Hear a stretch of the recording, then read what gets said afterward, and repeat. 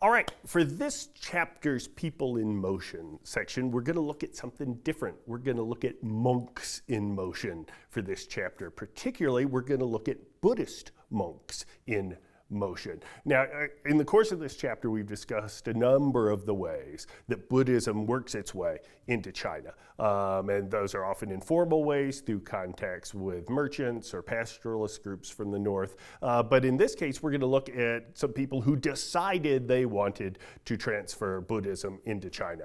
And in this case, these are monks. Now, some of these are Chinese and some of them are not. In fact, the very first person we're going to look at here is not from China at all originally. He is a Buddhist monk originally born in Kashmir, in what we would now think of as northwestern India, who then moves to and lives in the state of Kusha, which is in the Tarim Basin, sort of what is now the northwestern corner of China.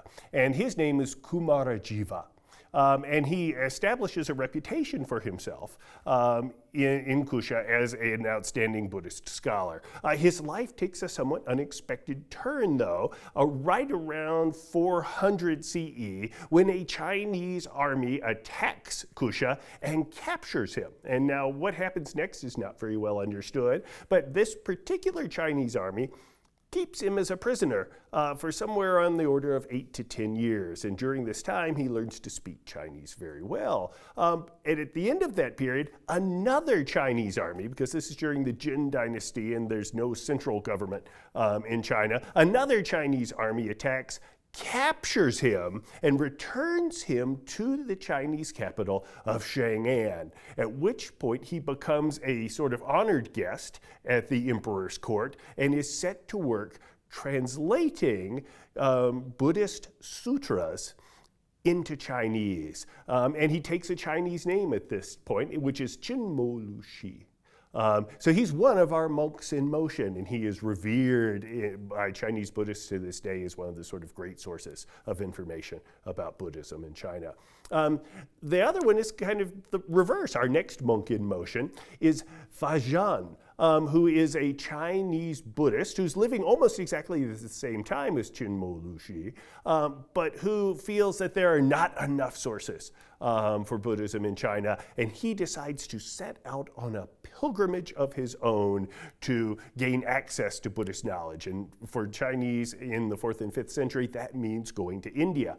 So he sets off across the Silk Road. He travels across the north of China, through Tibet, down across through Nepal, and into India. And he spends some 2 years in India and Sri Lanka studying Buddhist sites. Of course, this is interesting because India at this point is no longer predominantly Buddhist. It has returned to being a predominantly Hindu region.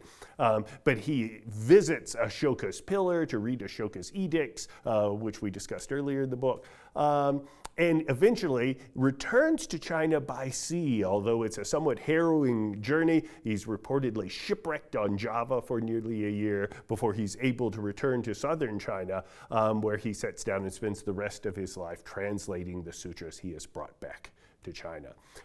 The last example we have here is a little different, but it shows the diffusion of Buddhism throughout East Asia, which is a big part of this chapter, about this synthesis of Confucianism, Buddhism, and Taoism. This is a Korean scholar named Cho-e Ji-won, who is not unusual during this period. This is the 9th century CE. His parents sent him to China to study. So he's a sort of foreign exchange student, 9th century style. But he goes from Korea to China. He studies mostly Confucian classics, and in fact passes the Chinese civil service exam, which is quite a notable feat, especially for a Korean.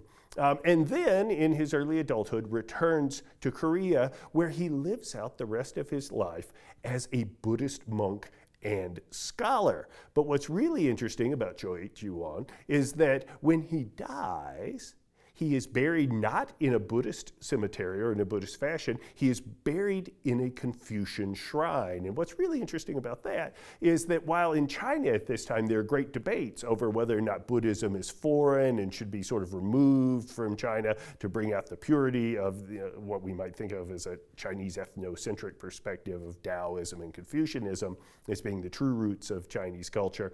In Korea, Buddhism and Confucianism are clearly not seen as antagonistic in any way.